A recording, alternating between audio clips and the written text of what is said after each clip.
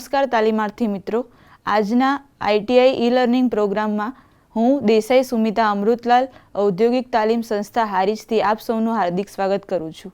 આજે હું આઈટીઆઈ અંતર્ગત ચાલતા કોમ્પ્યુટર ગ્રુપના practical perform form controls and create simple data entry form with macros ની વિશે હું તમને વિગતવાર માહિતી આપીશ. એક્સેલમાં મેક્રો એક એવું ફીચર છે જેનાથી તમે એક ફોર્મ ક્રિએટ કરી શકો છો, જેનાથી એન્ટ્રી કરવી સરળ બને છે અને ફોર્મ દ્વારા આપણે એન્ટ્રી ડાયરેક્ટ એક્સેલ શીટમાં કરી શકીએ છીએ. જેમ કે આપણે કોઈ સ્કોલરશિપનું ઇન્ફોર્મેશન જાણવી હોય કે કોઈએ ભરી છે કે નથી ભરી સ્કોલરશિપમાં, યસ કે નો, એ ફોર્મ આપણે અહીંયા હું તમને તાલીમ આપીશ. સૌપ્રથમ આપણે જ્યારે એક્સેલ ઓપન કરીશું ત્યારે મેનુ હશે file, home, insert, page layout, formulas, data, review and view અને ડેવલપર નામનો ઓપ્શન જો તમારા એક્સેલમાં ના બતાવતો હોય તો પછી ફાઇલમાં જઈને ઓપ્શનમાં જવાનું, ત્યાંથી પછી કસ્ટમાઇઝ રિબનમાં જશો. જો અહીંયા ટીક થયેલું ના હોય તો તમારે ટીક કરીને પછી ઓકે આપવાનું, એટલે ડેવલપર નામનો ઓપ્શન ત્યાં મેનુ ખુલી જશે. તો આપણે જોઈ શકીએ છીએ તેમ અહીંયા આપણે એક શીટ બનાવી છે જેમાં કોલમ નાખી છે આપણે સિરિયલ નંબર, પછી નેમ, એજ, ક્વોલિફિકેશન અને સ્કોલરશિપ. આ જે કોલમ આપણે અંદર આપેલી છે એનો ડેટા આપણને પ્રોવાઈડ થશે જ્યારે આપણે ફોર્મ બનાવીશું ત્યારે. તો સૌપ્રથમ જ્યારે આપણે ફોર્મ બનાવવું હોય ત્યારે ડેવલપર નામનો ઓપ્શન ઓપન કરીશું, ત્યાંથી પછી વિઝ્યુઅલ બેઝિકમાં ઓપન કરીશું. ત્યાં તમને શીટ 1 બતાવશે, ત્યાં રાઇટ ક્લિક કરશો એટલે ઇન્સર્ટમાં આવશો, ત્યારે યુઝર ફોર્મ આવશે, એ ઇન્સર્ટ કરશો ત્યારે એક આ પ્રકારનું ફોર્મ ખુલશે.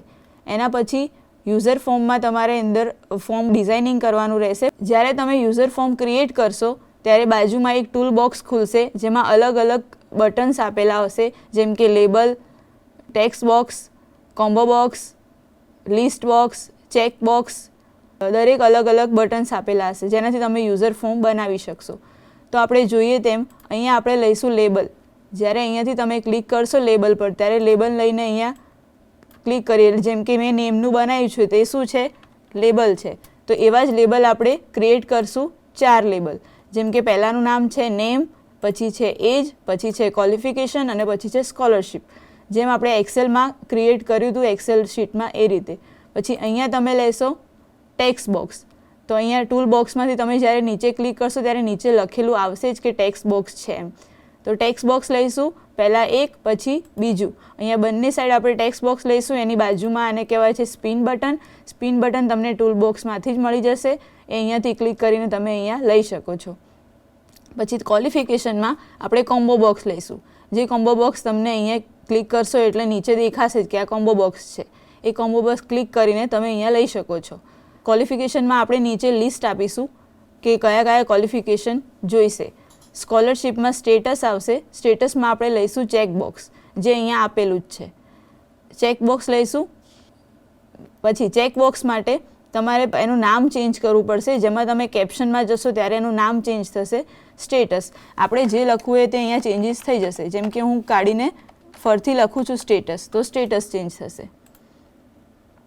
એવી જ રીતે જ્યારે આપણે લેબલ લીધા હતા એમાં બી શું કરવાનું છે, કેપ્શનમાં જઈને નેમ ચેન્જ કરવાનું. જેમ કે અહીંયા કેપ્શનમાં નેમ છે, એજમાં એજ છે, ક્વોલિફિકેશનમાં ક્વોલિફિકેશન છે અને સ્કોલરશિપમાં સ્કોલરશિપ છે. આ થઈ જાય એના પછી આપણે 3 બટન્સ લઈશું. બટન્સ માટે કમાન્ડ બટન આવશે. કમાન્ડ બટન માટે આપણે 3 બટન લઈશું, 1, 2 અને 3. પહેલું જે બટન છે એના કેપ્શનમાં આપણે આપીશું સબમિટ, બીજા બટનના કેપ્શનમાં આપીશું રીસેટ અને ત્રીજા બટનના કેપ્શનમાં આપીશું કેન્સલ. તો 3 બટન શેના માટે ઉપયોગ થશે? તો જ્યારે આપણે ફોર્મમાં કોઈ બી ડેટા આપણે એન્ટ્રી કરીશું અને સબમિટ બટન પર ક્લિક કરશું એટલે આપણે એક્સેલ શીટમાં એડ થશે. પછી રીસેટ શેના માટે હોય છે? તો આપણે કંઈક લખ્યું છે ફોર્મમાં પણ હવે આપણે જરૂરી નથી, તો રીસેટ પર ક્લિક કરશું એટલે આ બધું જ બ્લેન્ક થઈ જશે, એટલે કે એમ્પ્ટી થશે. અને કેન્સલમાં જ્યારે બી તમે ફોર્મ કંઈક ભરો છો પણ હવે ભરવું નથી અને કદાચ ડેટા કંઈક ભૂલથી ખોટો લખાઈ ગયો છે, તો કેન્સલ પર ક્લિક કરવાથી બધું જ ભૂસાઈ જશે અને નવું જ ફોર્મ ઓપન થશે. હવે આપણે લેબલ અહીંયા 4 લઈ લીધા છે, અહીંયા ટેક્સ્ટ બોક્સ લીધા છે, તો આના અંદર હવે કોડિંગ કરવાનું છે. તો જ્યારે તમે ટેક્સ્ટ બોક્સ ઉપર ક્લિક કરશો ત્યારે કોડિંગ ખુલશે. આ છે સ્પિન બટન. સ્પિન બટન જોડે ટેક્સ્ટ બોક્સને આપણે કમ્બાઈન કરવું પડશે, એટલે કે જોડવું પડશે. કેમ કે જ્યારે આપણે અહીંયા એન્ટ્રી કરીશું ત્યારે નીચેનું ક્લિક કરીશું ત્યારે નીચે કેટલી આપણે રેન્જ આપવી છે એ ખબર પડશે. જ્યારે તમે અહીંયા સ્પિન બટન પર ક્લિક કરશો ત્યારે નીચે એક ઓપ્શન હશે મિનિમમ, એટલે અહીંયા એવું કહેવામાં આવે છે કે તમારે ટેક્સ્ટ બોક્સમાં મિનિમમ કેટલી વેલ્યુ રાખવી છે. તો આપણે એજમાં રાખીશું 16 ના રાખવી હોય તો 18 ક્લિક કરીશું. હવે સ્પિન બટન અને ટેક્સ્ટ બોક્સને જોડવા છે તો એના માટે સ્પિન બટન ઉપર ક્લિક કરીશું. ત્યારે અહીંયા લખીશું text box 2.value equal to spin button 1.value. આનો એવો અર્થ થાય છે કે ટેક્સ્ટ બોક્સ 2 જે આપણે લીધું છે એની વેલ્યુ અને સ્પિન બટન વેલ્યુ એ બંને જોડાઈ જશે. એટલે કે જે આપણે ટેક્સ્ટ બોક્સ 2માં લખીશું, જેમ કે સ્પિન બટનમાં આપણે મિનિમમ આપી છે 18 વર્ષ, એ 18 વર્ષ જે આપીશું એ ટેક્સ્ટ બોક્સમાં કમ્બાઈન થઈ જશે, એટલે કે જોડાઈ જશે. એ હું તમને હમણાં બતાવું છું. પછી આને આપણે રન કરીએ તો એમાં તમને જેમ એજ બતાવી તેમ અહીંયા ક્લિક કરશો ત્યારે મિનિમમ 18 છે એની નીચે જતી નથી, કેમ કે આપણે મિનિમમ વેલ્યુ આપી છે 18.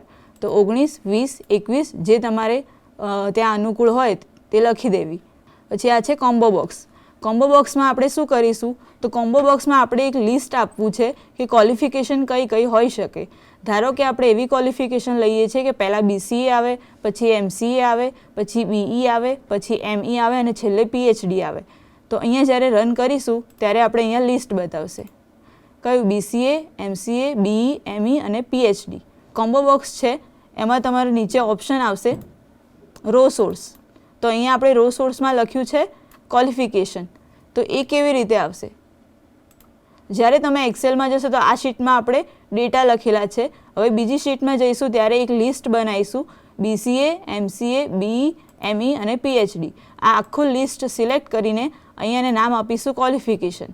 તો આખા લિસ્ટનું નામ થઈ ગયું છે ક્વોલિફિકેશન. હવે જ્યારે આપણે વિઝ્યુઅલ બેઝિક કરીશું ત્યારે અહીંયા જ્યારે તમે ડબલ ક્લિક કરશો ત્યારે નીચે એક રો સોર્સનો ઓપ્શન આવશે. આ જે ઓપ્શન છે એ A to Z જ એસેન્ડિંગ ઓર્ડરમાં હશે, એટલે તમે રો સોર્સ શોધવામાં સરળ રહેશે. એટલે અહીંયા આપણે લખીશું ક્વોલિફિકેશન. એનો મતલબ એવો થયો કે એક્સેલમાં જે બીજી શીટમાં આપણે જે લિસ્ટ આપ્યું છે એને આપણે કોમ્બો બોક્સ સાથે જોડી દીધું છે. પછી આપણે કરીશું સબમિટ બટન. સબમિટ બટન ઉપર ડબલ ક્લિક કરતાં આપણે જોઈશું તો કોડિંગ છે. એમાં એવું કહેવા માગે છે કે કઈ શીટને તમારે એક્ટિવેટ કરવી છે. તો આપણે ડેટા ફર્સ્ટ શીટમાં લખ્યા છે તો પહેલી શીટને એક્ટિવેટ કરવામાં આવશે. એક્ટિવેટ થયા પછી રેન્જ આપવામાં આવશે કે કઈ રેન્જથી તમારે ડેટા અંદર ઉમેરવા છે. તો આપણે પહેલી રેન્જ લખી છે A1માં ઓલરેડી વેલ્યુ આપેલી છે. તો હવે શું કરશે, +1 કરશે, એટલે સિરિયલ નંબર 1થી વધીને શું થશે, 2 થશે. પછી B1 નામની જે કોલમ છે એમાં ટેક્સ્ટ બોક્સ 1 છે, એટલે આપણે જે નેમવાળું ટેક્સ્ટ બોક્સ આપ્યું છે એની વેલ્યુ ક્યાં જશે, B1 સેલમાં. પછી એજવાળું જે આપ્યું છે આપણે લેબલ એની એ ટેક્સ્ટ બોક્સની વેલ્યુ C1માં જશે, એટલે કે એજ કોલમમાં. કોમ્બો બોક્સ એટલે કે આપણે જે ક્વોલિફિકેશન માટે આપી છે એ D1માં જશે. હવે આ તો થઈ કોમ્બો બોક્સ સુધીની વાત. હવે આપણે ચેક બોક્સ છે આપણા જોડે. તો જ્યારે બી આપણે ચેક બોક્સ યુઝ કરીએ છીએ ત્યારે એમાં આવી રીતે વેલ્યુ નથી અપાતી, કેમ કે ચેક બોક્સ એ પોતાની 2 વેલ્યુ ધરાવે છે, એક ટ્રુ અને એક ફોલ્સ. ટ્રુ ક્યારે આવે, જ્યારે તમે ટીક કરો છો અને ક્લિક થાય છે, જેમ કે હું અહીંયા રન કરું છું ત્યારે અહીંયા જોઈએ જ્યારે આ ટીક થાય છે ત્યારે એની વેલ્યુ ટ્રુ ગણાય છે, પણ જ્યારે ટીક નથી થતું ત્યારે એની વેલ્યુ ફોલ્સ ગણાય છે.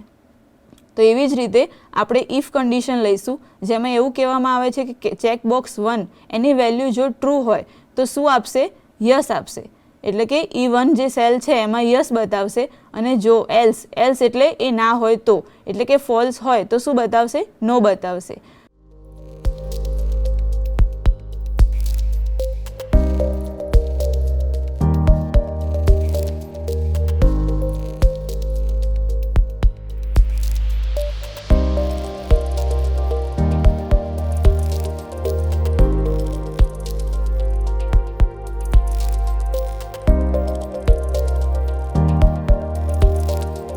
પણ જ્યારે આપણે સબમિટ કરીએ છીએ, સબમિટ કર્યા પછી આપણને એ પેજ બ્લેન્ક બતાવવું જોઈએ.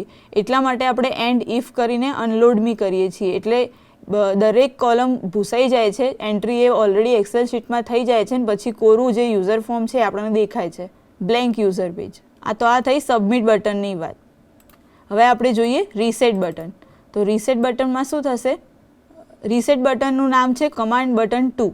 હવે એમાં શું થશે, તો રીસેટ કરવું હોય તો આપણે જે ઓલરેડી વેલ્યુ લખેલી છે એ ભૂસી જાય અને નવું જ પેજ ચાલુ થાય એના માટે આપણે શું કરવું પડે? દરેક ખાનાને ખાલી રાખવા પડે. એના માટે આપણે શું કરીશું? પહેલાં text box 1 dot value equal to blank આપીશું, એટલે કે એમ્પ્ટી આપીશું. પછી ટેક્સ્ટ બોક્સ 2 ને એમ્પ્ટી આપીશું, કોમ્બો બોક્સ 1 ને એમ્પ્ટી આપીશું અને ચેક બોક્સને બી એમ્પ્ટી આપીશું, કેમ કે આપણે રીસેટ કરીને નવું પેજ જોઈએ છે એના માટે. પછી આવે છે કેન્સલ. તો કેન્સલ બટન માટે શું કરીશું?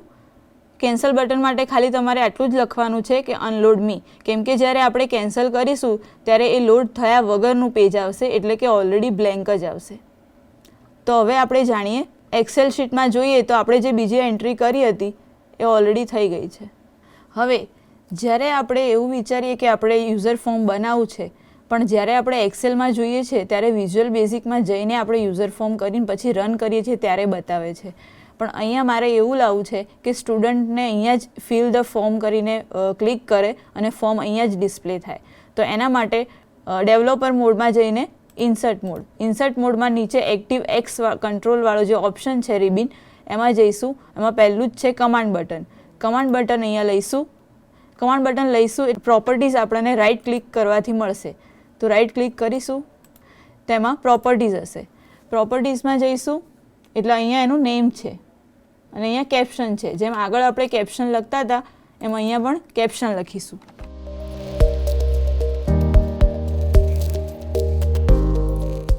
તો જ્યારે કોઈ સ્ટુડન્ટ અહીંયા ક્લિક કરશે ત્યારે એને ફોર્મ ડિસ્પ્લે થશે. અને આમનો આપણે બેક કલર આપીશું. બેક કલરમાં બે ઓપ્શન છે, પેલેટ અને સિસ્ટમ. સિસ્ટમમાં લાઇટ કલર્સ આવશે અને પેલેટમાં કલરફુલ આવશે. એમાંથી તમારે જે કલર સિલેક્ટ કરવો એ સિલેક્ટ કરીને આપી શકો છો. હવે ફિલ ધ ફોર્મ ત્યારે ક્લિક થશે જ્યારે તમે ડિઝાઇન મોડમાંથી બહાર નીકળશો, એટલે કે અહીંયા ક્લિક કરશો અને અહીંયા. એના માટે હવે ફિલ ધ ફોર્મ અને આપણું જે કોડિંગ છે એને બંનેને કનેક્ટ કરવા માટે કોડ લખવો પડશે. તો એના માટે આપણે ફિલ ધ ફોર્મને ડબલ ક્લિક કરીશું તો અહીંયા એનો કોડ આવશે. તો અહીંયા આપણું ફોર્મ કયું છે? User form 1 dot. નીચે તમને લિસ્ટ બોક્સ બતાવશે, એમાં તમારે કઈ પ્રોપર્ટીઝ અને એટ્રીબ્યુટ સિલેક્ટ કરવા છે એ નીચે આવી જશે. તો એમાંથી તમે સિલેક્ટ કરશો શો.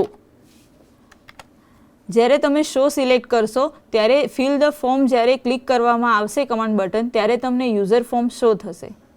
આપણે જોઈ શકીએ છીએ તેમ જ્યારે હું ફિલ ધ ફોર્મમાં ક્લિક કરું છું ત્યારે આપણને ફોર્મ ડિસ્પ્લે થાય છે કે જેવું આ છે, જેમ કે નેમ, એજ, ક્વોલિફિકેશન અને સ્કોલરશિપ જે આપણે ઓલરેડી બનાવેલું હતું. હું એક એન્ટ્રી કરું છું.